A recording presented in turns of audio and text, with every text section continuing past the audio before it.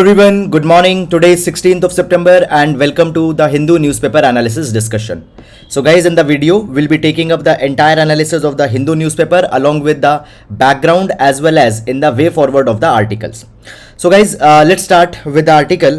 But before that, I would like to tell you that you can download the explainer PDF from the Telegram channel. In this explainer PDF, I provide entire background and every thing, so you can follow this particular explainer PDF along with the video in order to get the better understanding of all the articles. Okay, so the link for the Telegram channel has been given in the description box in the YouTube. Moreover, you can visit the Telegram and search there by typing Thinking Palette by Sahil. Okay, so let's first of all take the overview of the entire newspaper in order to understand that which articles will be important in the today's exam. Okay, so first of all, here we can see that the first article, Goa Congress Legislature Party merges with BJP. So basically guys, in the states there are the basically MLAs who are shifting the floors, joining the other parties. Okay, so how many MLAs shifted to which party? Okay, all those particular political news is not important for our examination, so you don't need to follow that particular thing. However, conceptual aspects are important. For example, anti-defection law that will come in that particular place or such kind of a things. Okay, so the political articles not important, academic issues are important. Soren seeks clarity from governor. Again, moving on. Now here, breakfast scheme has been launched into the Tamil Nadu. So this particular article is important with respect to the examination. We'll see this particular article. Delay in government's flagship Pradhan Mantri Awas Yojana will invite penalty. So guys, we'll see that how the implementation can be made effective by bringing such kind of a thing. So we'll see this particular article also. Aim is conciliation within all armed groups in the northeast. So basically guys, here the home minister had said that into the regions of the northeastern states, the insurgency has been reduced substantially. Okay, and by the 2024 it has been provided that basically there will be the peace. Okay, there will be the stability that come into the northeastern region. Then guys, moving on, after that the city section, the regional issues, etc., political issues, fine. BJP releases video against AAP, not important. But here we can see one article, compensatory afforestation in other states likely. So this particular article will see with respect to the exam that what is this compensatory afforestation and what changes are coming here. So we'll see that particular thing. Then moving on, advertisements etc. have been given, not important for the examination. Okay, so directly we'll be reaching to the editorial page. Before that guys, this serial car thieves joyride comes to scorching halt. Now these crime related news in some of a part of the country, okay, these are not important again with respect to the examination, so no need to go. UPSC related substances not there. Then moving on, after that tenders etc. have come, so we will be reaching to in this particular direction to the editorial page directly. Now guys, in the editorial page there are some really very good articles that have come today. The parliamentary business and an essential pit stop. So very good article talking about the parliamentary reforms that are needed in order to improve the law making in India. Good article. Then climate action that runs on cooperative federalism. So good article. It's talking about the grand challenge. We'll see this particular article. After that guys, curse of Goa. So basically this article talks about the defections that have happened into the Goa. Okay, so how many MLAs of which political party have joined which other party, etc. These things have been provided. Okay, then moving on, after that arbitrary exclusionary. So this particular article talks about the EWS reservation issue. We'll see this entire article. Should India choose manufacturing over services? Good article. We'll see this entire article. After that guys, moving on, the text and the context, Eastern Economic Forum and India's Balancing Act. Again a very good article, 5-star article. We'll see this article. Then Tamil Nadu's breakfast scheme. We'll see this particular article, also good article. Then guys, this particular article is a limelight article. Okay, this article is a limelight article, okay, which talks about the screenwriting, okay, cinema and all such kind of things. Okay, with respect to the UPSC, academic substance is not there in this particular article, so no need to go in this particular article. So screenwriting etc. is being, filmmaking etc. is being discussed. Then moving on, after that guys, the political articles etc. Nothing to hide in Congress. Okay, CPI hits out at Congress, not important. Then why can't economic criteria be used for the quota, asks Supreme Court. So in this particular direction there is already an editorial, there I will cover these particular dimensions. Then moving on, again the breakfast scheme has been discussed, so we'll club this particular article and we'll see that. Then the Prime Minister has arrived into the Samarkand for the SCO summit. Okay, we'll take this particular article also. Then guys, moving on, after that moving on, 6 held for rape murder of Dalit sisters, not academically important for the examination. Wearing hijab is an expression of self. Now understand this particular thing. If you are following the newspaper analysis regularly, and even yesterday I have told you that right now two of the cases are going on in the Supreme Court. That is, number one, the validity, constitutional validity of the 103rd Constitutional Amendment Act, which had provided 10% reservation to the economically weaker section, and the second one is this hijab issue. Now what has happened basically, a few months back, the Karnataka High Court has given an order with respect to wearing of a hijab. So Karnataka High Court had said wearing hijab is not an essential practice under the Islam, and if the educational institution wants, they can ask the children there, the girls there, that they might not be allowed to wear the hijab. So this matter has now reached to the Supreme Court, and now that particular debate is going on every day. So wearing hijab is an expression of self. So in the past 3-4 times already we have seen this particular article. Moreover, one particular thing I want to tell, see, these are the debates that are going on in Supreme Court, arguments that are going in the Supreme Court. So every day what argument is being made, etc., you don't need to follow day-to-day development.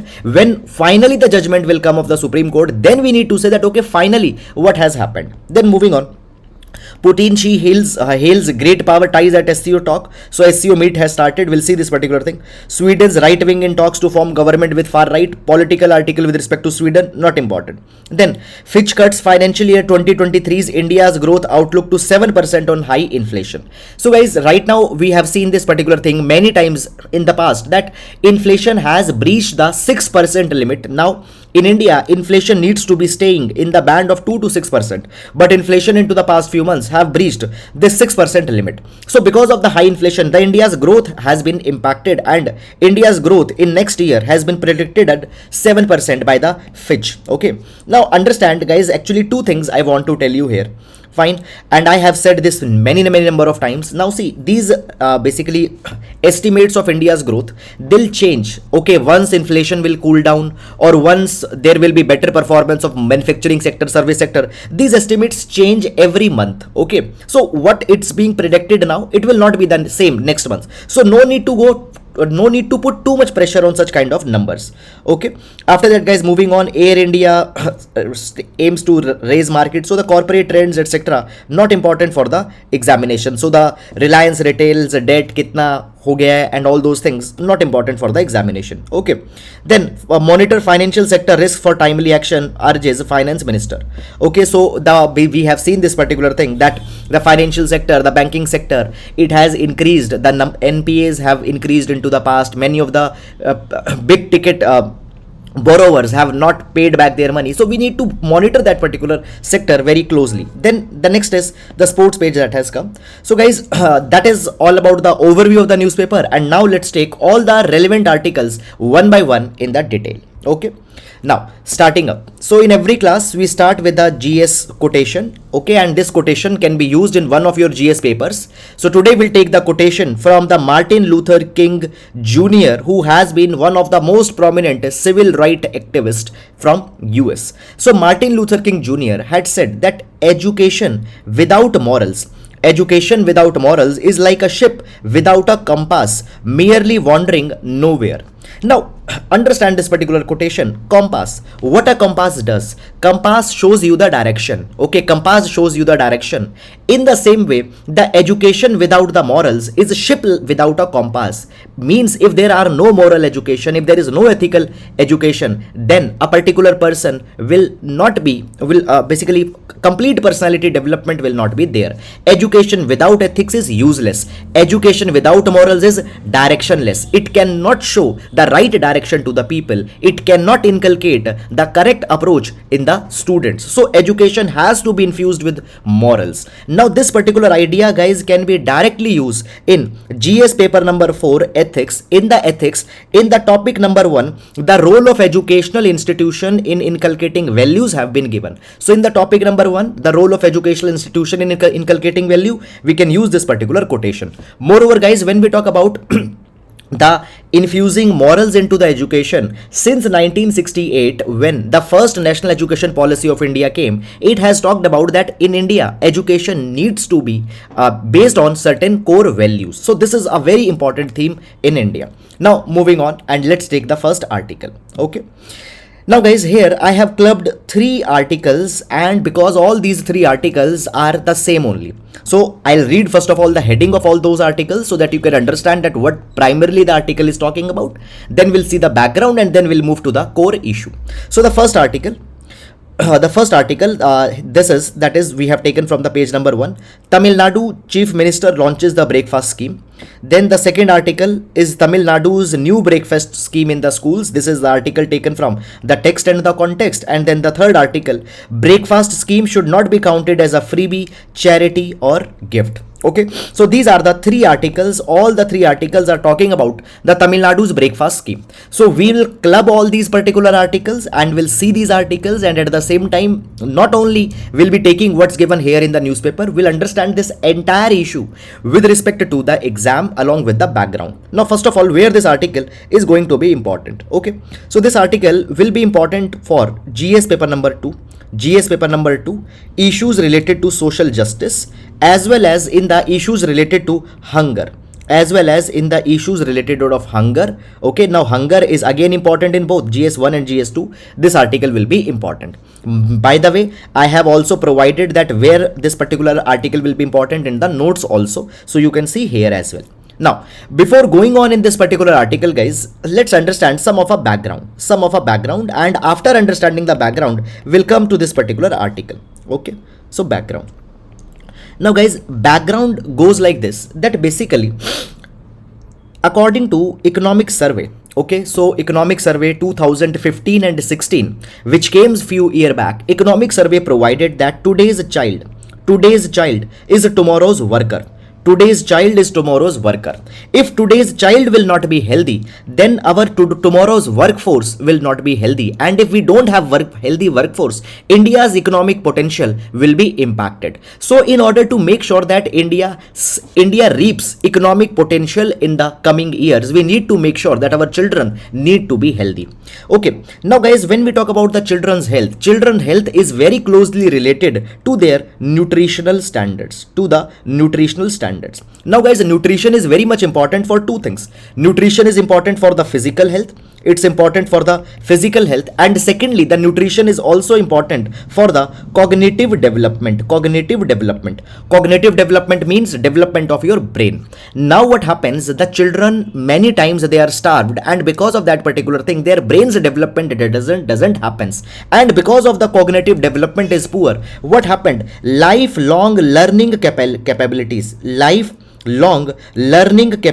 of the individual is impacted. And if lifelong learning capability of individual is impacted, what will happen? That individual will not be able to learn new skill, that individual will not be able to learn new vocations, and in that particular capacity, that individual will not be able to contribute in economic activities. Okay, so this is all the issue that we need to have. We need to provide the better nutrition. Now guys, what is a problem? Why we are not able to provide the better nutrition? Okay, it's because of the poverty. That's rampant in India. Okay, now in order to deal with this particular problem, guys, what has happened since 1920s, India has taken some very good steps. Particularly the steps have been taken in the Madras. Okay, so the Madras, that is the present Tamil Nadu region, has taken some very good steps. So I'll tell you a little bit about that particular history also, and then we'll be moving in this particular article.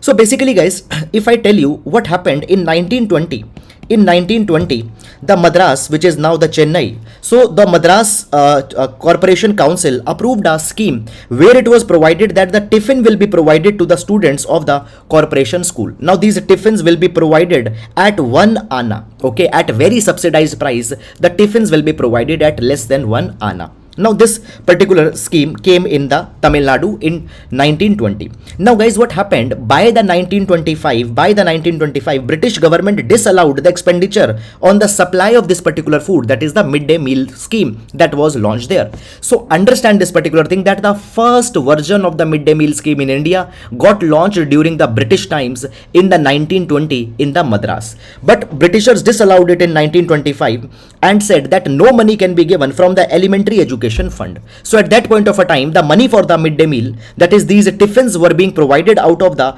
elementary education fund. Britishers disallowed that particular thing. Okay, then guys, what happened in the independent India, government then takes certain steps to provide the midday meals to the children, and in this particular capacity again, the first step was taken by the Tamil Nadu. At that point of a time in 1956, the chief minister K. Kamaraj provided that the free noon meals, after free lunch meals, noon meals will be provided to the poor children in all the primary schools into the state. This is something that happened.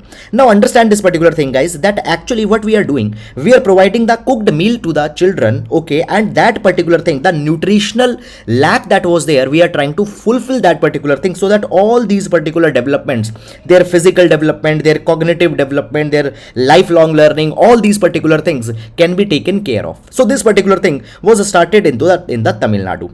Now guys, what happened? As the time passed, government of India also realized that what's the importance of providing the meals to the children.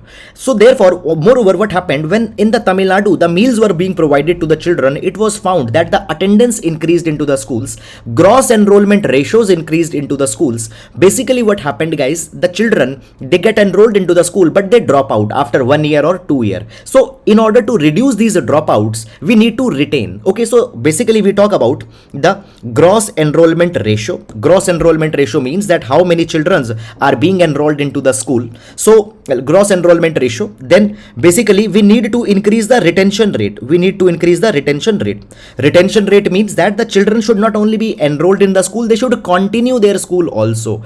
They should do primary education, they should go to secondary education. So retention rate is to be increased. And in this retention rate, it was seen that in Tamil Nadu, when the cooked meals were provided, the retention rates increased, enrollment ratios increased, attendance increased. Why? Because parents were sending their children that okay, at least they'll get some food if they'll go to the school.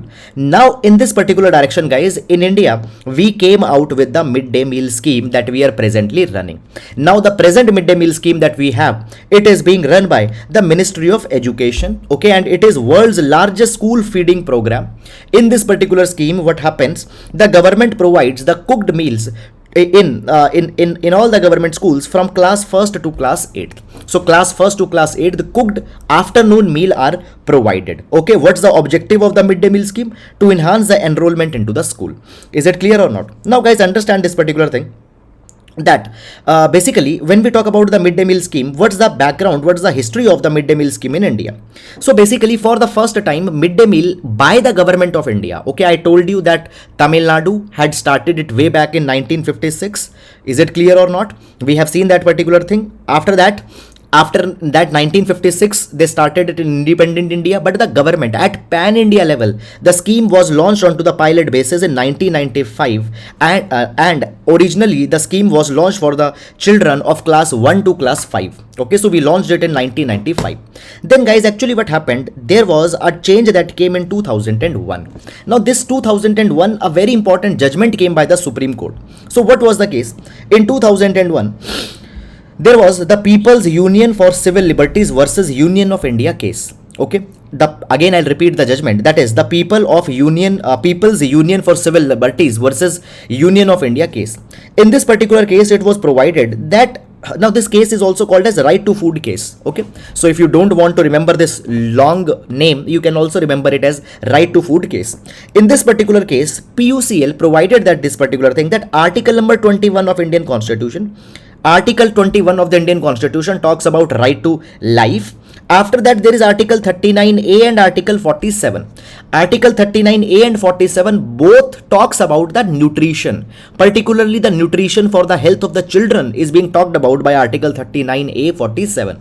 So if we read these three articles together, 21, 31, 39A, as well as 47. So if we read these three articles together, again I'll repeat, Article 21, Article 39A and Article 47, it means that we need to provide the fundamental right to food. So it means that fundamental right to food is to be provided. It is a derived fundamental right. Okay, so this is a derived fundamental right, and Supreme Court should pass an order, it should pass a judgment that government should give the right to food to the children. This was the right to food case of 2002 that came. And guys, at that point of a time, the Supreme Court also basically nodded with this particular thing. How there is also Article 32 that has been provided. Now, what's Article 32? Article 32 provides that the Supreme Court will be, now Article 32 is about the constitutional remedies where Supreme Court has been given the power that Supreme Court can uphold the fundamental rights. So it was asked that under the Article 32, Supreme Court should issue such judgment where right to food should be given. Supreme Court agreed with that particular thing, and Supreme Court passed an order that government should provide the right to food to the children as soon as possible. And therefore, guys, what happened in 2001, the midday meal scheme that was already going on, I told you that it started in 1995 as a pilot project. That particular scheme got converted into a cooked midday meal scheme, and every eligible child was provided with a prepared meal for at least 200 days. Okay, so earlier it was for class 1 to class 5. Already I have told you here that in 1995 it was started from class 1 to class 5. Then it got extended to class 8 by 2007. And what is the latest development that has happened into the midday meal scheme, guys? Recently, just a month back, the name of the midday meal scheme has been changed, and this particular scheme has now got renamed to the Pradhan Mantri Poshan Shakti Nirman or PM Poshan. So this scheme's name has got changed. This is the latest development that has come. But guys, still popular name, that is the midday meal scheme, is also used. So both names are used. So you need to understand this particular thing, and such kind of a things can be asked into the prelims examination. Now, when we talk about the midday meal scheme, guys, understand this particular thing that basically you cannot just provide the food, but the nutritious food is to be provided. Now, in this particular thing, basically 100 grams of food grains need to be there, 20 grams of pulses needs to be there, 50 grams of vegetable needs to be there, and oil and fats up to 5 gram needs to be there. This is up to primary class. In upper primary class, 150 grams food grains, 30 gram pulses, 75 gram vegetable, and 7.5 gram oil and fat. This is something minimum food standard that is to be provided to the children as a part of the midday meal scheme. Now, this is all about midday meal scheme, but guys, now there is another debate that comes. Now, what this present debate is all about, understand this particular thing. Basically, it's being provided that, okay, in the midday meal scheme, what we are doing, we are providing them the lunch. But what's the most important meal of the day? Most important meal of the day is breakfast. Why? Because a child has eaten the food last night. Okay, so entire night he had not eaten any food, and many of the poor children, because of the poverty, they are not having any breakfast at their homes. The first meal that they have in the day, that is the lunch in the midday meal scheme. So there is a very long period of fasting that the children are in, and by that particular thing, their cognitive health develops, their physical health gets impacted. Moreover, the blood sugar goes down. Okay, they feel confused, they feel dizzy. So breakfast happens to be a very important meal, but the breakfast was not being provided in the midday meal scheme. So in the past, many civil right activists, many of the food activists has provided that we need to change our midday meal scheme, and the focus on the breakfast needs to be made. Now, in this particular direction, guys, it has been seen that actually breakfast schemes have been implemented in many of the states, in many of the other countries, and it has shown a good result. For example, breakfast scheme has been implemented into the United States of America by the Department of Agriculture. Such kind of schemes have also been introduced into the European countries. Just a minute. It has been introduced into the European countries. Recently, in the France, 3 years ago, the breakfast scheme was launched, and it has provided that after the breakfast was provided to the children's, okay, they had their learning ability have been increased, their attendance have been increased. So learning abilities have been increased, attendance have been increased, they grasp easily, and also they are basically attending the schools with the enthusiasm. So basically, guys, understand this particular thing that we have already provided the food security to the children by the midday meal scheme, but now we want to make sure that nutritional security is also being provided. So therefore, in this particular capacity, the Tamil Nadu has now taken the step. What has been done into the Tamil Nadu? So Tamil Nadu has provided the breakfast scheme. Okay, so what has happened now? The Tamil Nadu has provided the breakfast scheme. Is it clear? So let's understand little bit about the details of this particular thing. Okay. So basically, the Chief Minister of Tamil Nadu has provided the breakfast scheme in which class 1 to class 5 students into the government school will be provided the breakfast. Is it clear or not? So just if you want, we can see this particular thing. Just a minute, I'll highlight it here also so that you can see. Let me erase first. Okay. So what has happened in the Tamil Nadu? The Chief Minister's breakfast scheme for students have been launched. To students in the class 1 to class 5 in the government schools, they will be getting the breakfast. Okay, 1.14 lakh students will be covered. However, not important. This number is not important. How many schools, how many students, how many crore rupees have been given? Not important. What's important? It's important that, guys, this is actually a next step. This is actually a next step, or we can say that this is a step forward that has been taken by the Tamil Nadu government, and such a kind of a thing needs to be replicated at the pan India level. The other governments, other state governments need to learn from the Tamil Nadu, as well as the central government should enhance the scope of the midday meal scheme, and within the scope of midday meal scheme, basically the breakfast should also be added onto the lines of Tamil Nadu. Moreover, guys, there is one more suggestion, an extra suggestion that I want to give. Basically, when the midday meal schemes is being provided, okay, along with the food, the vegetables, leafy vegetables particularly, and the fresh fruits should also be provided to the children, so that basically the micronutrient availability is also secured. One thing. Second thing, guys, is that in the past what has happened, many of the state governments has also provided the items such as the eggs, etc. into the midday meal scheme, but such a kind of a thing has invited a backlash from many of the activists into the name of religion. But we need to understand this particular thing, that the children's nutrition is the most important thing, and if that nutrition can be fulfilled by even the items such as the eggs, and if the parents and the children don't have any problem with that, such an option should also be provided. These options have been proved very effective in the state of Tamil Nadu, and we should continue with that. Okay, so that's all about this particular thing. However, I want to tell you some more way forward in this particular direction. So basically, guys, understand this particular thing, that along with this particular midday meal scheme that got launched, there should be some more focus that should be done. So where should be this more focus? So understand that actually anemia is a major health problem in the Tamil Nadu, and not only in Tamil Nadu, in the entire country, anemia is a problem. So anemia is the deficiency of iron. Okay, anemia is caused by the deficiency of iron. When we consume less of the leafy vegetables, anemia can be caused. Now here it has been seen that according to the National Family Health Survey 5's report, we see that prevalence of anemia has been increased. Okay, when we talk about the prevalence of anemia, now 57% of children are facing the problem of anemia. So this particular problem can be addressed by providing the leafy vegetables, by providing the food that is rich into the iron content into the midday meal scheme. Is it clear or not? So basically such kind of a thing has been provided. So therefore, guys, these issue as well as other health issues can be addressed through combined efforts of the Department of School Education, Public Health, Social Welfare, and Women Empowerment. So we need to take everybody together. Basically, mother and child are needed to be taken together, because the health of the child is very closely related with the health of the mother. In this particular capacity, the ICDS, Integrated Child Development Scheme, the midday meal scheme, other schemes such as the PM Poshan Abhiyan, that is the overarching mission for the nutritional security.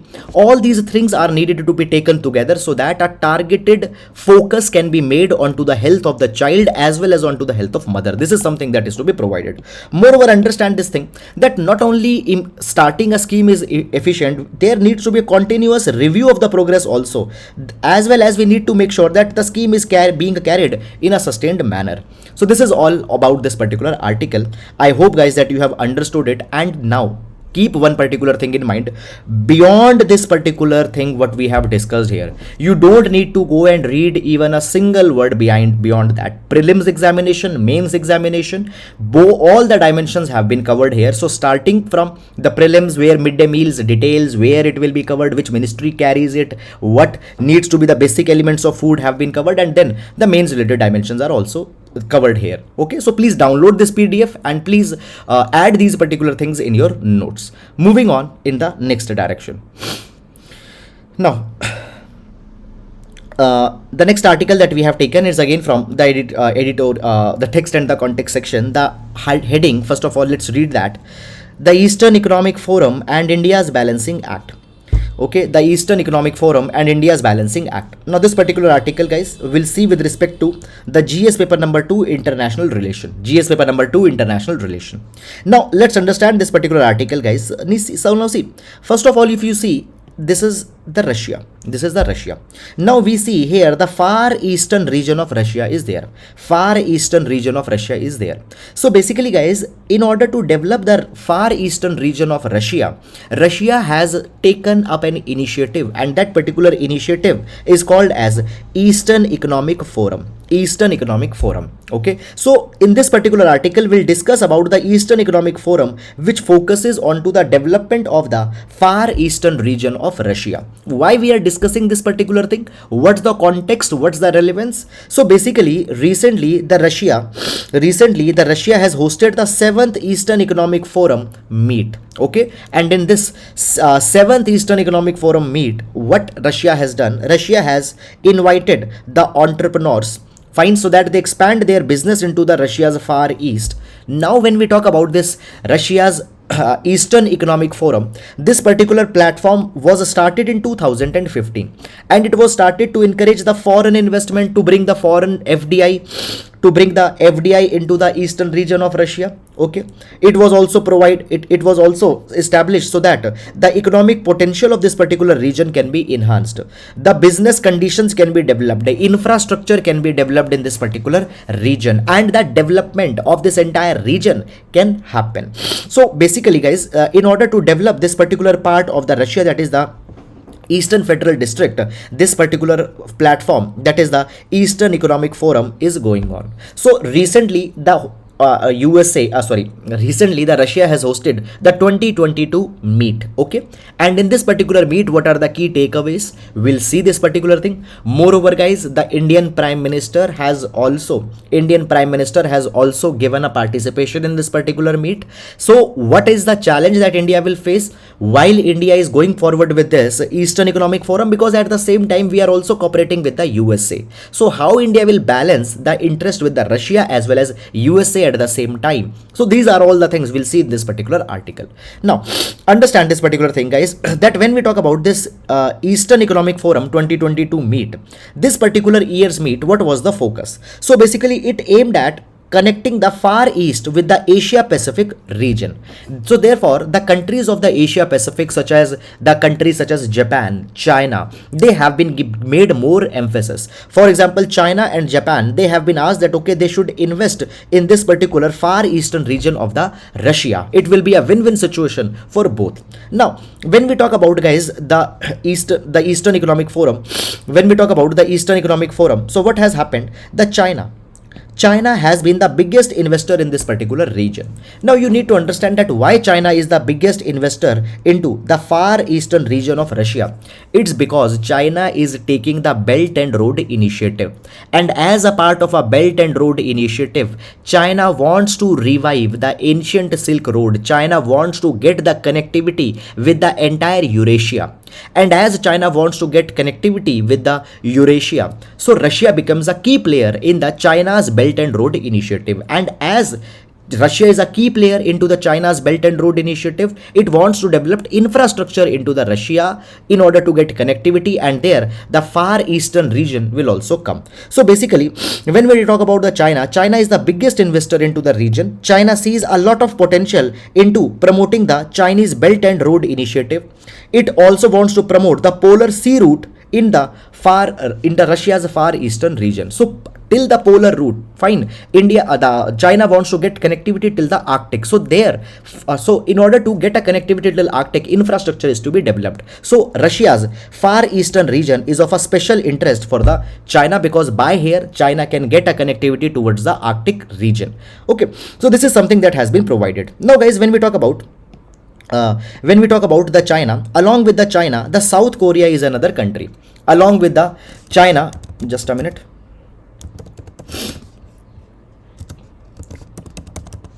Fine.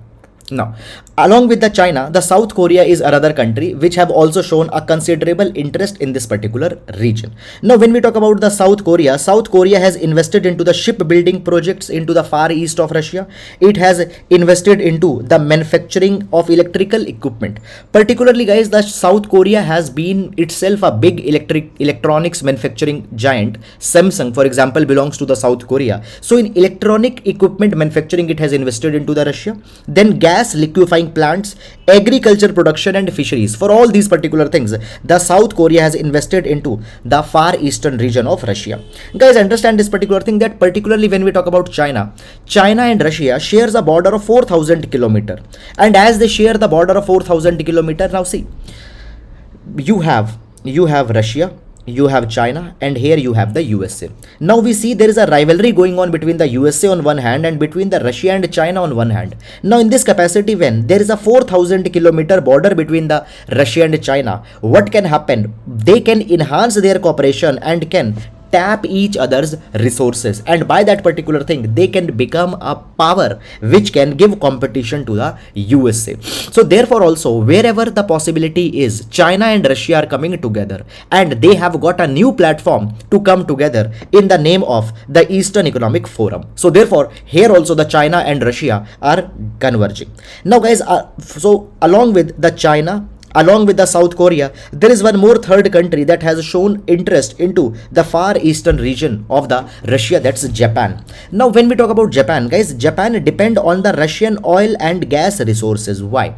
Basically in 2011 there was the Fukushima disaster that happened in Japan. So basically the nuclear power plant in Fukushima, okay, it faced a kind of a meltdown, and since then the Japan, after 2011, they have provided that we will not deploy the nuclear energy. Now the Japan had seen two accidents. There was the Hiroshima and Nagasaki, then there is a Fukushima. So with the nuclear power, the Japan's experience is not good, so they want to depend again onto the traditional sources of energy, that is the oil and gas. And you see this particular thing, you know this particular thing, that near the Russia there is a Japan, and as Japan and Russia are close in the vicinity, so the Japan wants to make the deep relation with the Russia, and therefore Japan has also invested into the far eastern Russia, far east region of the Russia. Okay, so Japan is majorly interested in agro technologies, okay, as well as it is interested into the oil and gas based relation. So therefore it's investing. Now let's talk about India's, okay, India's stakes. Okay, so it's not sticks, it's India's stakes. Okay, I think this is a typing mistake that happened while I was making these notes. So India's stakes at EEF, that is the Far Eastern Economic Forum. What is the India's stake? So Prime Minister has expressed that the country is ready to expand the relation with the Russia. The country is ready to expand the trade relation, connectivity, investment into the Russia, and basically India is particularly invested in energy sector ties. We want to invest in Russia so that we can take forward the basically energy ties. Now you know this particular thing, that India depends on oil and gas. 82%, I am giving you the data, 82% of India's oil and gas requirements are fulfilled by the imports, and there Russia plays a very important role. So in the energy, pharmaceutical. Now guys, when we talk about India is the world's largest generic drug manufacturing nation. So India's pharmaceutical exports can be provided to the Russia. So pharmaceuticals, then maritime connectivity, healthcare, tourism, diamond industry, and the Arctic region. So guys, we also want to get connectivity to the Arctic. Now when we talk about Arctic, in the Arctic region there are a lot of Arctic resources that have been found. So we want to take those resources, and for the Arctic region we need the collaboration of Russia. So therefore that is the same thing that has happened. Now guys, understand this particular thing, that basically through the EEF, that is the Eastern Economic Forum. Through the Eastern Economic Forum, basically India is establishing the strong state interaction. Basically guys, the state of the Gujarat and the Sakha, they have launched the diamond and pharmaceutical industry project. Okay, so Sakha is in Russia, Gujarat in India, they have also signed a joint initiative. Okay, so under basically when we talk about India-Russia relations are being shaped by this EEF also. Now understand this particular thing, that as this issue is going on, there is another challenge that India is now facing. What's the challenge? Let's understand this particular thing. Guys, again, I would like to bring you to this particular picture that I had dropped few minutes back. So I told you that on one hand there is USA, on another hand there is Russia and there is China. So basically there is a rivalry that is going on between the US on one hand and the Russia and China on the another hand. So basically this rivalry, okay, it is a great power politics that's going on. Now India, when we talk about India needs both. India needs the Russia and China as well as India needs the USA.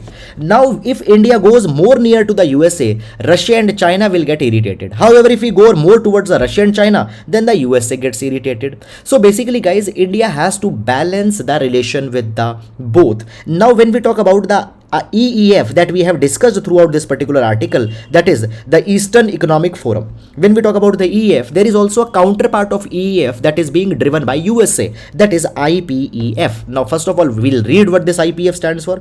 IPEF stands for Indo-Pacific Economic Framework for Prosperity.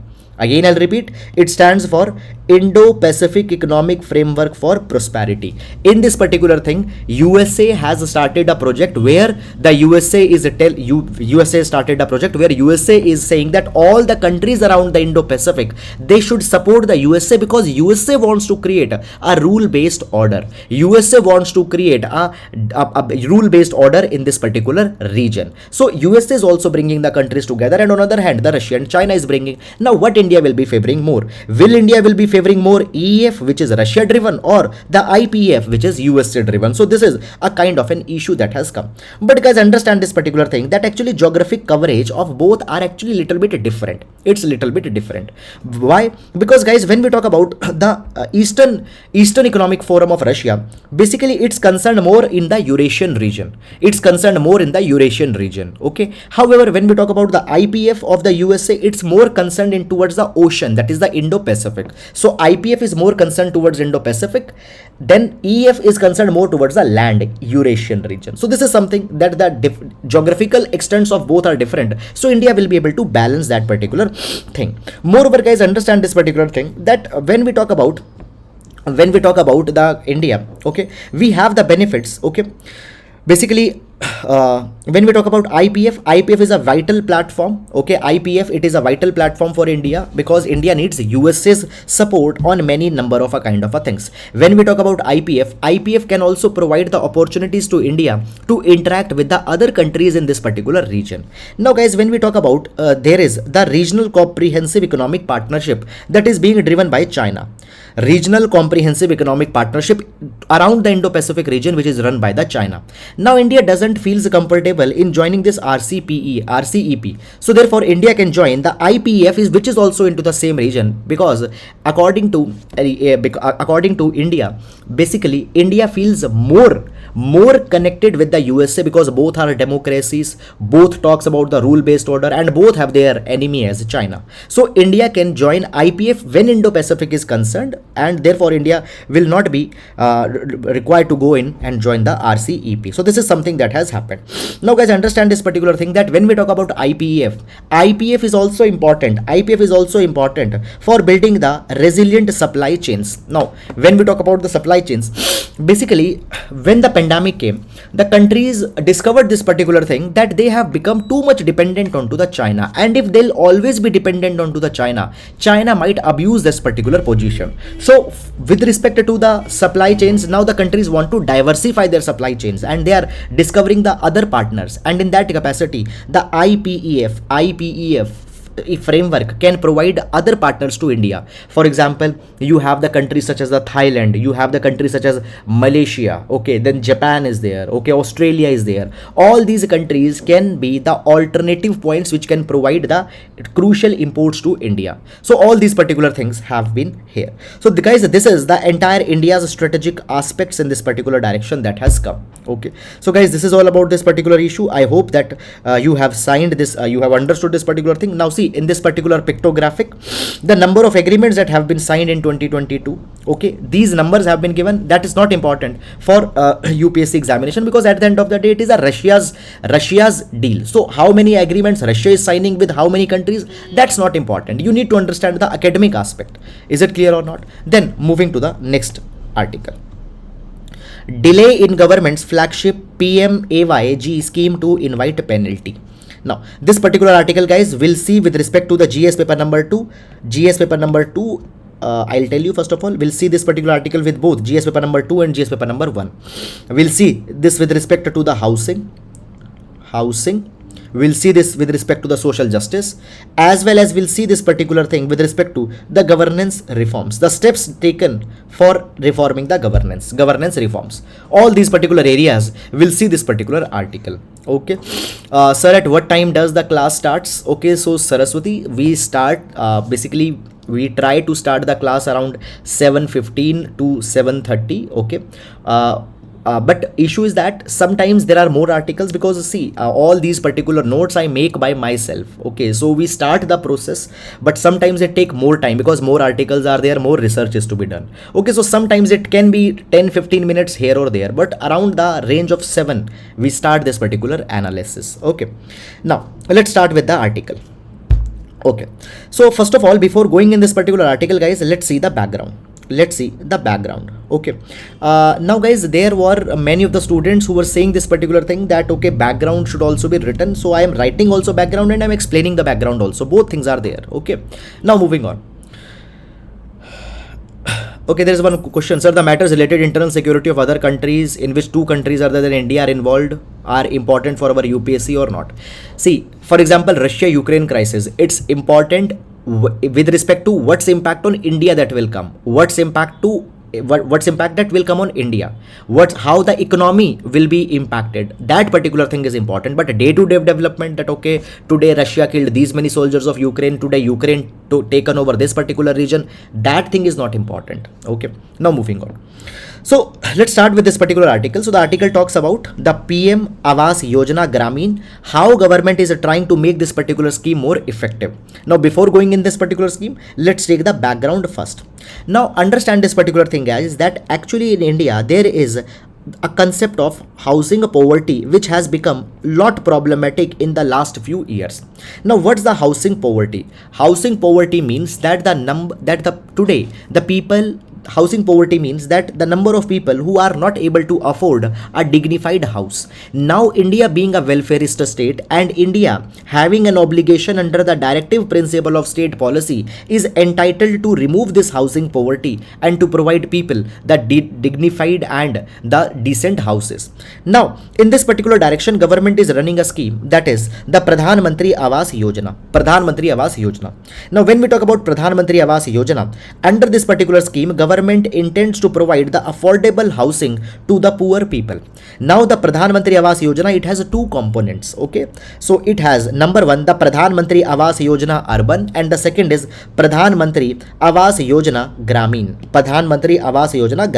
So Gramin will provide the housing to the people in the rural areas, and urban will provide the housing to the people in the urban areas. Now guys, one very important point I'm going to tell you here. Understand this particular thing, that just merely providing the house will not solve all the problem. Okay, along with the house, we also need to provide many other dignified entitlements to the people. For example, you need to provide them LPG connection, you need to provide them electricity connection. Now already government is running many number of schemes for all these particular things. So all they will be converged along with the Pradhanmantri Awas Yojana. So there is a concept of convergence. Okay, so very important concept with respect to the governance, the concept of convergence. Convergence means that, see, there are many schemes which are running separately. Now there can be these schemes which can be converged together so that one-stop solution can be provided. Now in the Pradhanmantri Awas Yojana, we can see an excellent convergence of the various schemes. I'll show you how. Now you just please pay attention here.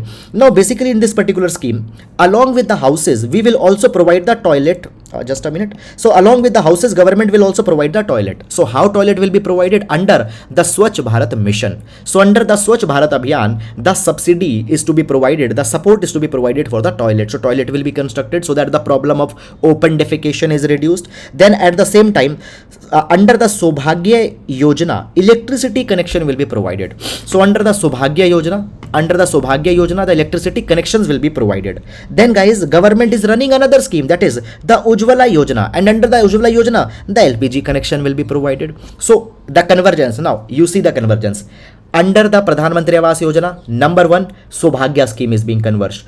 Ujjwala scheme is being converged. Swachh Bharat mission is being converged. Then guys, at the same time, drinking water will also be provided. How drinking water facilities? For that, there is one more scheme, that is the Jal Jeevan mission. Jal Jeevan mission, and then there will be the Jan Dhan banking facilities that will be provided. So see how many schemes got converged. I'll write the names of all at same here so you can see. Number 1, Sobhagya scheme. Number 2, the Ujjwala scheme. Number 3, the Jan Dhan Yojana. Number 4, Jal Jeevan mission. Number 5, Swachh Bharat mission. All these schemes are being converged under this Pradhan Mantri Awas Yojana. So that is the scheme.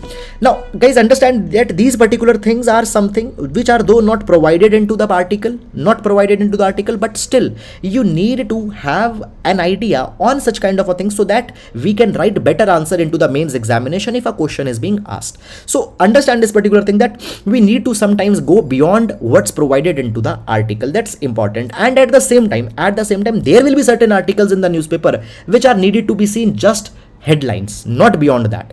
Fine. Now, when we talk about this Pradhan Mantri Awas Yojana, okay, Pradhan Mantri Awas Yojana, what was the target of this particular scheme? The target of this particular scheme was to provide 2.95 crore houses, okay, by the year 2022. Now, why 2.95 crore houses are to be provided? Because guys, actually, there was the socio-economic caste survey that was carried by the government in 2011. And on the basis of this socio-economic caste survey that was done in 2011, government came on this particular conclusion that 2.95 crore houses are needed in order to remove the housing poverty in India. So these many houses were to be provided by 2022. But because of the pandemic, this particular deadline got extended, and that deadline got extended to the March 2024. Is it clear or not? Now, as per the data provided by the Union Ministry of Rural Development, it has been provided that till August 2022, only 2.02 crore houses have been constructed. Now see, you don't need to go too much into the data, but understand, just to put the things into the numbers. So out of 2.95 crore, only 2 crore houses have been constructed. There are many of the states which are lagging behind. It means they have not completed their target of houses that they have to construct. And now, in order to bring the compliance of those particular states, there is a directive that have been given for effective implementation. Government has provided that the states which are not complying onto the deadline, when there are the delay in the completion of the scheme, the Union Ministry of Rural Development, they have said that they will be coming out with the penalties. Fine, the state government have to bear the penalties. So it has been said that if the sanction of house is delayed for more than 1 month from the date of issue of the target, then the state government has to pay the penalty of ₹10 per house for the first month of delay, 20 rupees per house for the subsequent month of the delay. So basically, every state has to construct, let's say, some houses. For example, 50 lakh, 60 lakh or 20, 30 lakh houses are to be constructed by every state also. So if the states are not fulfilling that, there will be the penalties on that particular thing that will be put. And by that particular thing, there is a kind of an implementation that the government is trying to seek. So guys, understand this particular thing, that whenever we talk about the government initiatives, basically we need to come out with such kind of an arrangements in order to bring the effective arrangement. So this is some step that have been taken by the government. So that's all about this particular article, and now we'll move to the next article. Compensatory afforestation in other states likely. Now this particular article, guys, we'll see with respect to the GS paper number 3 in the issues of development versus environment. Issues of development versus environment. We'll see this particular article. Now guys, before going in this particular article, okay, now this particular article is talking about the compensatory afforestation in other states. But before that, we need to understand some of a background. Now let's understand the background. Okay, the background. So guys, the background goes like this. Let's see. Basically, when we talk about the industries, when we talk about industries or when we talk about the development, the industry or the development, they need land. They need land. And when we talk about the land, if they will be taking land, there will be basically there will be the deforestation that will be done. Trees will be cut down. And if such deforestation will continue, what will happen? India's forest cover will go down, India's tree cover will go down, and at the end of the day, it will not be it will be problematic on the environmental front also. Guys, understand this particular thing. In the 2015, in the Paris, we have taken the INDC, that is the intended nationally determined contributions. And in this particular INDC target, India's one target is that by 2030, we will increase we will build a carbon sink of 2.5 to 3 billion ton. Just a minute. 2.5 to 3 billion ton equivalent carbon sink will be developed. Now, what does this particular thing means? It means that in the Paris, we have agreed that we will build a carbon sequestration sink 2.5 to 3 billion ton. 2.5 to 3 billion ton of carbon has to be absorbed. How you will absorb that carbon? Obviously, the trees will absorb the carbon. So carbon sink means we need to extend the tree cover. But when the development is going on and when the land is being diverted for the industry, obviously the tree cover will go down. So therefore, what's the solution? Solution that we have come out with the compensatory afforestation. We have come out with the compensatory afforestation. What compensatory afforestation means? It simply means that if an industry or if a developmental project is taking a land and is cutting down the tree, then on another land parcel, the trees that you are cutting, the land that you are taking on the same land in some other area, you have to plant new trees. So compensatory afforestation. I'll read this particular thing here. I have written also so that you can read it out. So compensatory afforestation means that every time forest land is diverted for non-forest purpose, industry, development, mining, fine, the user agency means the company who has taken the land, it pays for planting the forest over an equal area of non-forest land when such land is not available, twice the area of degraded forest land. So they have two options. Number one, if they have taken a land parcel, on another land parcel they have to plant the trees. Okay, if such land is not available, then the degraded forest, twice the area of degraded forest they have to rejuvenate. This is the compensatory afforestation.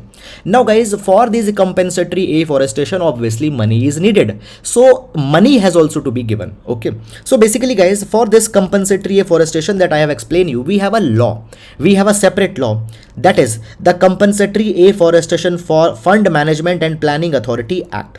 Okay, CAMPA. We call it as CAMPA Act. So as per the CAMPA Act, every user agency which is diverting the forest land has to carry the compulsory afforestation in other land, or they have to regenerate a degraded forest if the land is not available. That is provided.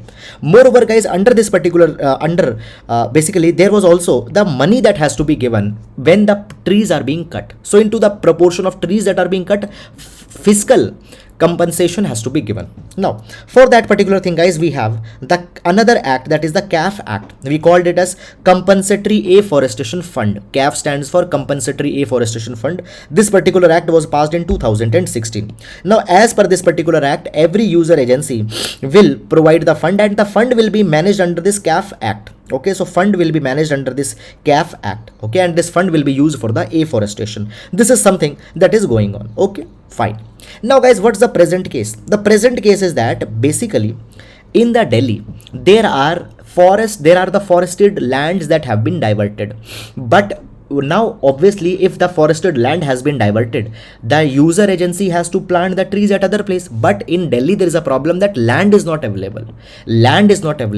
So Delhi government has asked the Union Environment Ministry that the Delhi should be allowed that they can do the compensatory afforestation in some other state, for example in Punjab, in Rajasthan, in Haryana. Okay, so basically now the Union Environment Ministry is considering this particular thing, and likely, probably, maybe the Union Ministry will allow the compensatory afforestation for the development project which have been executed in capital, that is Delhi. Their afforestation can be done in the neighboring states due to the shortage of land. So it simply means that if there is a shortage of land in one particular state, you can plant the trees in the another state. Okay, so this is a new amendment that the government is considering into the compensatory afforestation. Okay, so this is, guys, the entire thing that has come.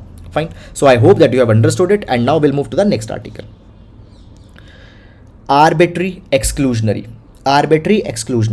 Now this particular article will see with respect to the GS paper number 2, issues of polity and constitutional developments. We'll see this particular article, constitutional developments.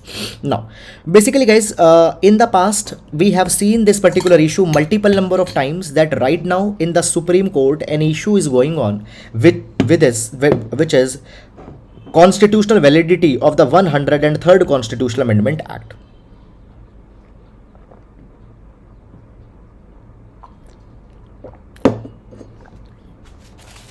Okay, constitutional validity of the 103rd Constitutional Amendment Act. Now, I have told you this particular issue a lot more in the detail in the past. So if you are following the newspaper analysis regularly, we have seen this entire issue a lot more in the detail. But still I'll tell you a little bit of a background so that we can understand this particular issue that has come. So basically, guys, what has happened when we talk about the reservation in India? Presently, India provides the reservation to the scheduled caste, scheduled tribe and the OBC. Okay, and what's the reservation that's being provided? Just a minute. So we are providing the reservation to the tune of scheduled caste is being provided 15% reservation, scheduled tribe are being provided 7.5% reservation, and OBCs are being provided the 27% reservation. In total, 49.5% reservation is being provided in India. These reservations are being provided into the government jobs as well as into the educational institutions. This reservation is being provided. Now, as the reservation is being given, there is one Supreme Court judgment that comes in between, that is the Indira Sahani judgment. Now, as per the Indira Sahani judgment, the Supreme Court said, provided this particular thing, that the maximum permissible reservation in India cannot exceed beyond 50%. It cannot exceed beyond 50%. Okay, so already 49.5% reservation is being provided. Now all these particular things happened, and meanwhile what happened? 103rd Constitutional Amendment Act got passed by the government. 103rd Constitutional Amendment Act got passed. In this 103rd Constitutional Amendment Act, 10% reservation was given to the economically weaker section. So what happened? Now the reservation increased to 59.5%. Okay, so 10% extra reservation was given to the economically weaker section, and as the reservation has increased 50%, it has breached the Indira Sahani judgment of Supreme Court. So therefore now in the Supreme Court it is being debated that whether the EWS reservation that is being given, it is constitutionally viable, it is constitutionally valid or not. Okay, this is something that has been provided. Now guys, the Supreme Court bench is considering these cases, and one thing I want to tell you, that up till now nothing judgment has come in this particular case. So when the judgment will come, we'll see this particular article again. Now it has been provided that the bench is hearing three issues majorly. It's hearing three issues. Okay, number one, whether the amendment has breached the constitution's basic structure by permitting the state to make special provisions. Okay, now understand this particular thing, that you have given more reservation more than 50%. Have you breached the basic structure by that particular thing? Because Supreme Court provided that it should not be 50%. Number one. Number two, guys, when we talk about reservation in India are actually given on the basis of social backwardness. So for example, scheduled caste people are the ones who have faced untouchability, who have faced exclusion. Scheduled tribe, these people have always been socially isolated. OBCs, they have been socially backward. So in India, the reservation has mainly been given onto the social parameter. Now you have given the reservation on economic parameter. So whether it is a breach of constitution, this is something, breach of Basic structure, this is something. Then second, whether it does so in relation to admission to private unaided institution. Now see, you are saying that 10% EWS reservation is to be given. Now this reservation is to be given in both education as well as jobs. Now even into the private unaided institutions. So in the private unaided institution also the reservation is to be given. Okay, now this particular thing will violate the right of the freedom of trade of the private institutions. Suppose I am running a private institution, I don't want to give 10% reservation. I should be having the freedom. In whatever way I want to carry my trade, the freedom is to be given. So that particular issue is there. Okay, so the issue of the rights of freedom of trade of the private educational institution, because they also have to give reservation. Then the third issue that comes here is that basically now we are giving the reservation on EWS criteria. Economically weaker section reservation has been given. So when you have given the economically weaker section reservation, here why OBC, SC and ST have been excluded? Okay, why they have been excluded? If they have been excluded, it will impact the basic structure. Now see, the government gives a reasoning that SC, ST and OBC are already being given reservation. Fine, I told you na, that here the SC, ST and OBC already are getting reservation. So in this EWS category, the SC, ST and OBC have not been included. They have not been included. So as they have not been included, it is being said that it is actually they have been discriminated and it is wrong that has happened. So even in this reservation, second time they should also be given more representation. This is the issue that has come. Now guys, as this particular matter is going on, up till now nothing has come, but there are certain things that we need to consider. Number one, basically the reservation was given hastily without the due diligence criteria adopted. Now see this particular thing. Okay, now it has been provided that basically what's the issue that has come? The issue that has come is that basically now when the EWS are being given reservation, how we determine who is EWS? How we determine that who is EWS? So there is two criteria, asset criteria and income criteria. Asset criteria and income criteria. Now income criteria is being discussed in this particular matter that is going on. Asset criteria means land that you are having, house that you are having, flat if you are having or not. But in income criteria is more important, which is the present issue. 8 lakh rupees per annum. 8 lakh rupees, this is household income. If a household income is up to 8 lakh rupees per annum, those people will be called as economically weaker section and those people will be given the 10% reservation. Now a question has come that how you came out on this particular 8 lakh rupees number, how you came on this particular 8 lakh rupees limit. Have you done any survey? Have you done any kind of a committee was constituted? No. No committee was constituted, no survey was done. So it has been said this 8 lakh rupees limit, it has been arbitrarily decided without any due diligence criteria. Even the Supreme Court has questioned the government that how you came out with this 8 lakh number. Okay. Now guys, if I tell you a little bit of data, according to the consumer expenditure survey, okay, it has been provided that a large chunk of population will be eligible for reservation below 8 lakh rupees. Now guys, understand this particular thing. According to the consumer expenditure survey, it has been provided that nearly 93% of people in India, 93% people in India, they earn below the 8 lakh rupees. The household income is 8 lakh rupees, less than that. So everybody will be eligible for the reservation. So this is something which will not make any sense. Okay. Then guys, secondly, it has been provided that basically 8 lakh rupees, okay, it doesn't correspond to any data, how you came out with that particular thing. Now guys, understand this particular thing that recently we have seen that in UPSC as well as JEE cutoff, we have seen that into the UPSC as well as JEE, the cutoff of the EWS quota was less than that of OBC. So EWS cutoff is going less than the OBC. Now the question comes that can we say that economically weaker section are more backward or OBC are more backward? Okay, this is the issue. Okay, now the cutoff for EWS is going low. So are OBC is not that backward? Now these are all typical complicated questions that have opened up. What is the answer? Now this is the answer that the Supreme Court is searching. This is the answer that the Supreme Court is searching. So we need to understand the issues that have come in between. Okay, we have to understand the issues that have come in between.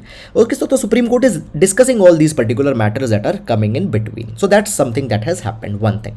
Moreover, guys, the second thing is that if you are following, now I say this particular thing that if you're reading newspaper, read it every day, because then you'll be able to connect a lot of number of things. Now, guys, we have seen just a couple of days back, Supreme Court has provided this particular thing, giving the reservation on economic criteria will lead to a moral hazard. A person, it has been said that poverty can be because of a poor wealth management of a person. Let's say a gambler has lost all the money in the gamble. Now he has become poor. Will you be giving that particular person the reservation? That is a moral problem that comes. So all these things are being discussed by the Supreme Court here. Okay. So that is all about this particular issue. Okay. And now we'll move to the next article. Now we reach to the editorial section. Okay. Okay, guys, if you like the video, you please now this is a personal request that I'm making, that if you basically hit the like button or if you comment, it increases the engagement of the video and the YouTube helps us in promoting that particular video. Okay, so that is a personal request that if you can please like the video. Okay, now starting up. So this particular article is a very good article with respect to the parliamentary reforms. Very good article with respect to the parliamentary reforms. Okay. Now, guys, understand this particular thing that actually in GS paper number 2, parliamentary reforms happens to be a very important topic. Okay. So there in that particular topic, we'll see this entire issue. Okay. So let's see the article. So article is talking about that we need to refer more and more bills to the department related standing committees. It will help in the lawmaking process. Let's understand this particular issue from the scratch. Basically, guys, when we talk about the parliament, okay, in the parliament we have 24 department related standing committees.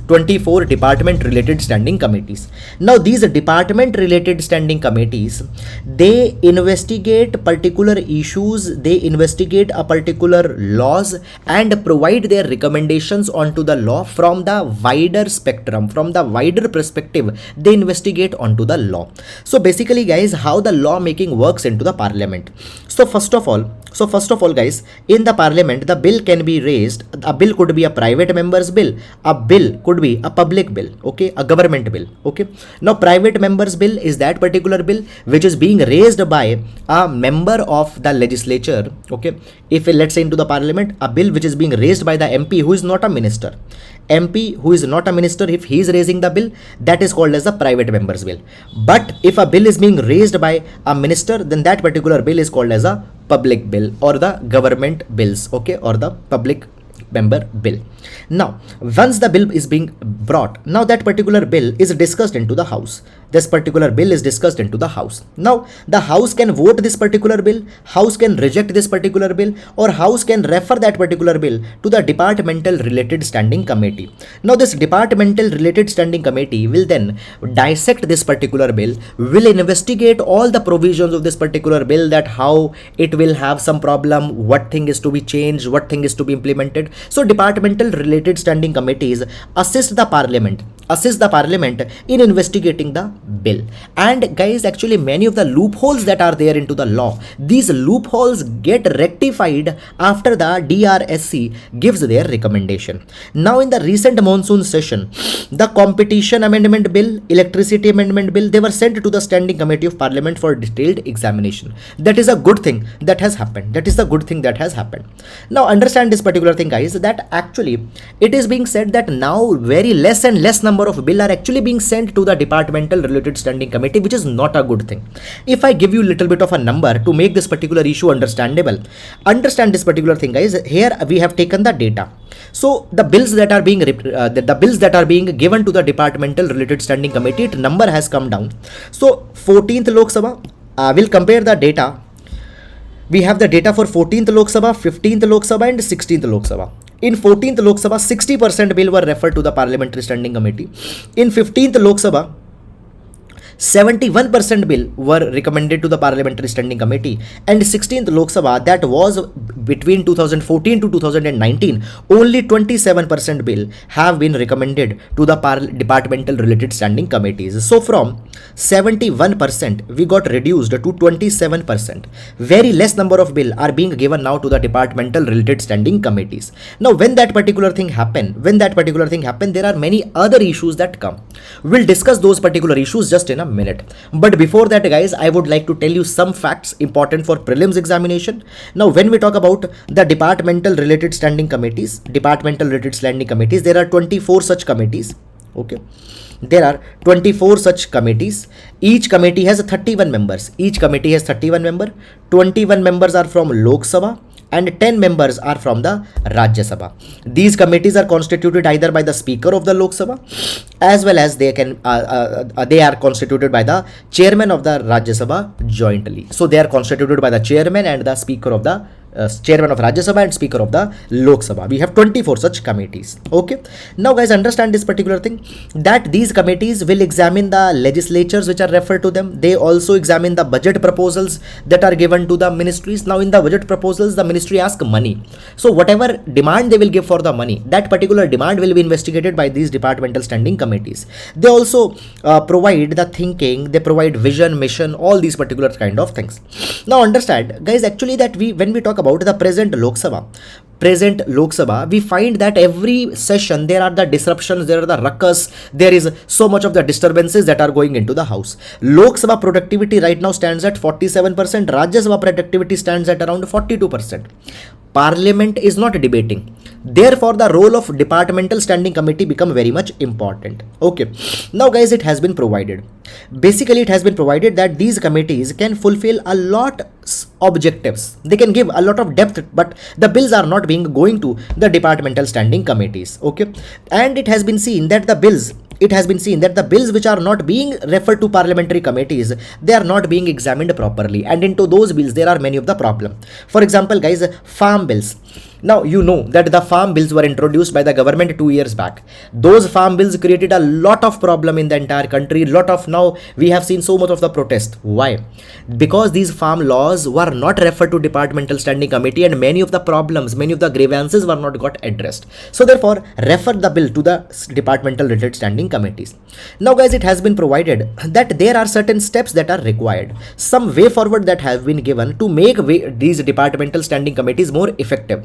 What are the way forward? Let's discuss all these way forward, and I'll say that this way forward that has been given, this is a 5-star rated suggestions that have been given. Very good, very important suggestions. 5-star. I'll give these suggestions 5-star. Let's see the suggestions that have come. Now the number 1, it has been provided that the speaker as well as the speaker of the Lok Sabha as well as the chairman of the Rajya Sabha. Okay, so it's being provided that the speaker of the Lok Sabha as well as chairman of the Speaker of the Lok Sabha and the chairman of the Rajya Sabha, it should be made compulsory that they have to automatically give every bill to the departmental standing committee. It should not be a choice. Every bill should automatically go to them. This should be a mandate that has to be imposed onto the speaker as well as the chairman. Number 1. Number 2, it has been provided that guys, that when the debates are happening into these departmental standing committees, the members should be given a freedom that whatever way they want to discuss, they should be allowed. Now you know this particular thing. Obviously, these members of the departmental committees, they are the MPs, and the MPs belong to the political party. So the political party's whip should not be there. Whip should not say that okay, these things you'll talk, these things you'll not take. They should be free. Whip should not apply. So it has been provided that the whip of party should not apply onto them. Whatever they want to discuss, whatever they want to say, they should be allowed, they should be given a freedom.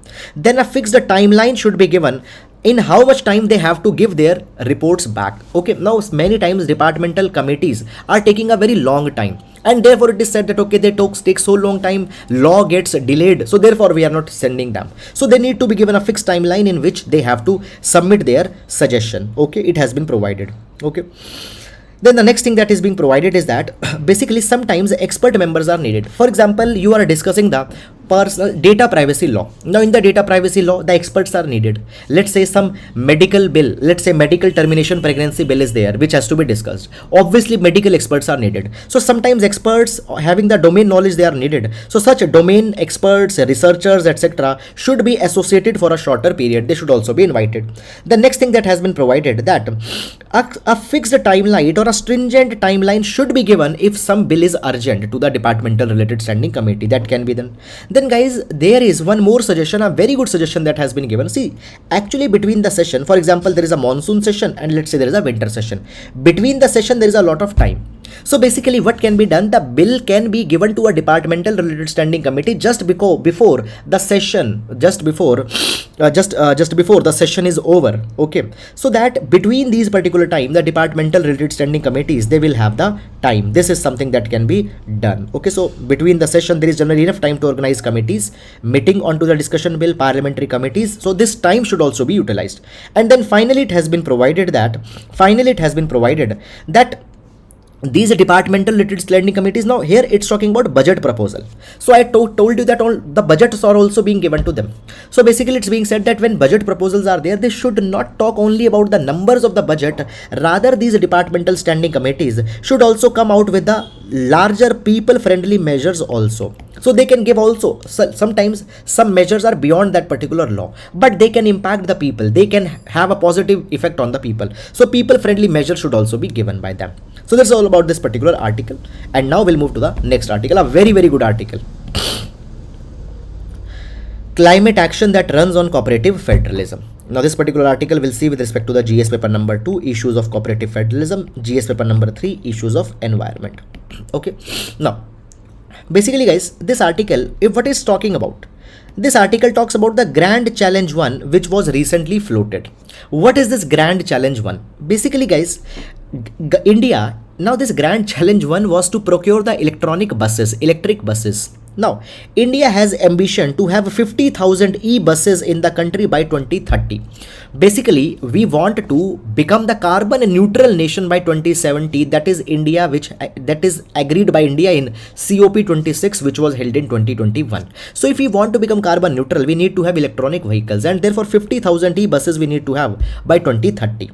So therefore, guys, in order to procure the e-buses, this Grand Challenge 1 tender was floated, where the parties were asked that okay, at what price they will be selling or they will be providing the electronic buses to the government of India.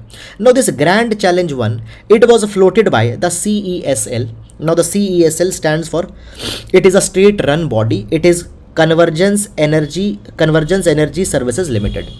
Convergence Energy Services Limited floated this Grand Challenge 1, which was a tender, and this tender was to procure 5,580 buses. Now this number is not important. So nearly 5,600 buses were procured by this Grand Challenge 1.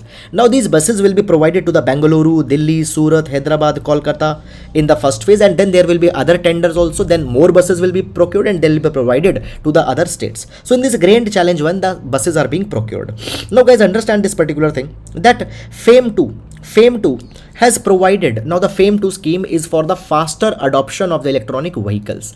Under the FAME 2 schemes, electronic vehicles are to be promoted, they are to be provided incentive. Now as in the Grand Challenge 1, the buses are being provided, these buses will be provided to the state governments. It is a way as how the cooperative federalism in India is increasing. So center procuring the buses, giving the buses to the state government.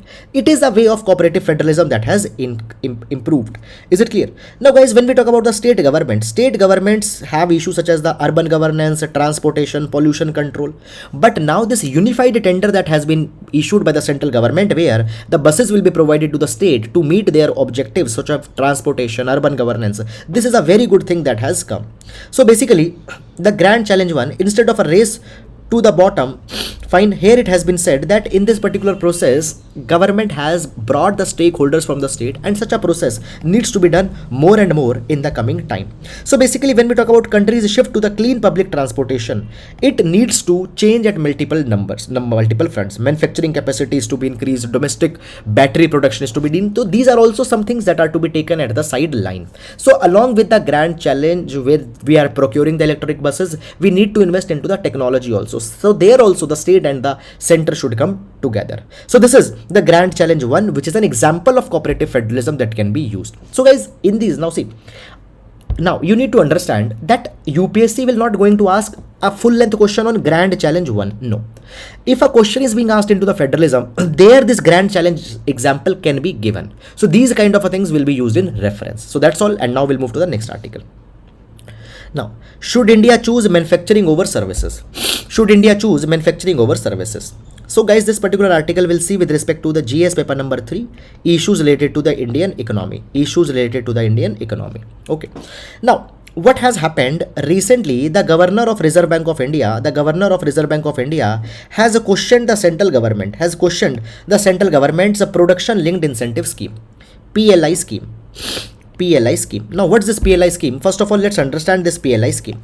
So basically, under the PLI scheme, the government is providing the incremental incentives. So incremental incentives of 2 to 5% are being provided. Now, what is this incremental incentive? Now guys, for the production, manufacturing units are being provided incentive. Now, what's this incremental incentive? I'll tell you in very simple words. For example, in the last year, 2021, my production was of 100 crore rupees. In 2022, let's say my production got increased to 150 crore rupees. So what's the incremental production? 50 rupees. So last year 100, this year 150. What's the extra production? 50 crore. This is the incremental production. So over this incremental production, incentive of 2 to 5% will be provided. This is the production linked incentive scheme. Now this particular scheme will promote incentive to the manufacturing sector so that they come and they give more and more impetus. So under the again I'll repeat in one line, under the production linked incentive scheme, government is providing the incentives to the manufacturing sector over their incremental production that they are doing. Now the governor has questioned this PLI scheme. There are two questions that have been raised. Question number 1, that why we are only focusing on to the manufacturing sector, why not on the service sector? Because PLI is for the manufacturing sector. One. Second thing is that this is at the cost of the Indian consumers. Now see, when the government is providing such incentives, obviously those incentives are being provided from the exchequer's money. So it is at the cost of the Indian consumers, as well as why only manufacturing sector is being promoted. Why not the service sector? Okay, and when only one sector is being promoted, then also the Indian consumers' interests are getting impacted. That is something that is being provided. So now a question has come that whether the government should focus on service or whether government should focus on the manufacturing sector. This is the issue that has come. Now when we talk about the government, guys, it has been provided that first of all, government should not interfere in any sector. Government should left the sector's development to private, and government should only be creating enabling environment. Beyond that, no work should be of the government. So this is something that has been provided. However, we have seen certain examples, for example, East Asian countries such as Japan, South Korea, Taiwan, Malaysia, Thailand, China, Vietnam. Now in all these, now we see their manufacturing capabilities have increased a lot into the past few years. Why? Because a strategic intervention has been done by the state in their manufacturing. So they today have developed the big manufacturing major houses. So therefore the center now it is focusing on promoting the manufacturing sector. It is a good thing. It should be done. So this is one viewpoint that comes. Secondly, guys, see, when we talk about the service sector in India, you need to understand that the service sector, it is the biggest contributor in India's GDP. It contributes more than 50% of India's GDP, service sector. But at the same time, service sector doesn't involve more people. When we talk about, guys, today in Indian economy, agriculture is the sector which employs largest number of people. Today 45% of workforce are involved in agriculture, but at the same time agriculture is contributing just 15% in GDP. Agriculture is contributing just 15% in GDP. So basically, you know this particular thing, agriculture, see, problems are there in Indian economy. Number one, agriculture sector employs 45%, but it contributes just 15% in GDP. Service sector contributes 50% in GDP but employs very less number of people. So see, service sector, the potential to employ people is very much less. That's the case. So therefore the manufacturing sector is something which is very much important. Today we want to divert our workforce towards from the agriculture sector, and where you will take your workforce from agriculture obviously to the manufacturing sector. So it has been provided that manufacturing sector, it has the potential to create large number of direct as well as indirect jobs. It has a lot of backward linkages and forward linkages. Okay, for example guys, manufacturing sector is aligned with the backward linkages. A lot of raw material will be needed, lot of other products are needed, then the forward linkages are there. Moreover, when we talk about the industry such as the textile industry, low end manufacturing industry, there are a lot of manual labor forces needed. So manufacturing sector has a lot of potential for creating the direct as well as indirect jobs. Okay, but at the same time guys, there are many stories of failure also. For example, civil service quality into the early years. Okay, there was a particular problem. I'll tell you. Basically, what has happened when government has interfered too much into the manufacturing sector, we got the state-controlled manufacturing sector. After the independence, you know that all the manufacturing were done into the PSUs, which were state-owned. But at that point of a time, manufacturing was not able to provide any kind of a benefit. Okay, so guys, it has been provided that entire discretion should also not be given into the hand of the state also. There needs to be a balance. Government need to intervene with a very delicate balance in both manufacturing as well as service, and jobs are needed to be promoted. Now it has been provided that the production linked incentive scheme might lead to cronyism. What is cronyism? Cronyism means that when government provides selective benefit to some corporates. So it has been said that government will provide some selective benefits to some big corporates. That is the issue that is coming. But guys, no, it's not the case. There are the incentives which are based on the performance. If you perform, you'll get the benefit, otherwise no. So such cronyism, such corruption, etc. might not happen here. So PLI scheme is a good scheme for the manufacturing sector, and manufacturing sector is to be promoted for the sake of large job creation, which is a concern for India. So these are guys all the issues in this particular direction that has come. So with this, we come to an end of this article. We'll move to now the next article. Okay, now guys, here I have taken two articles. Modi in Samarkand for Shanghai Cooperation Organization meeting. Putin Xi hails great power ties at SCO talks. So basically guys, understand this particular thing that SCO meet has been started. Okay, now guys, when we talk about the SCO, this particular SCO meet is being attended in person by the Prime Minister. Now the Samarkand is in Uzbekistan. I'll write if in case you don't know. Samarkand is in Uzbekistan. Now in the past we have discussed multiple articles on the SCO meet that has now been started. So this SCO meet has been started into the Samarkand. Now yesterday the Prime Minister has reached there into the late night. Now there are the meets, there are the discussions, negotiations, MOUs that will be signed. Okay, so basically whatever will happen, we'll see it into the tomorrow's paper. In this article, nothing substance has been given. Just it has been provided that the Prime Minister has reached there. He reached late, so he skipped the dinner and all those kind of things. So whatever things will come, we'll see. So in the article, no substance is here. Just he has reached. Only this thing is provided.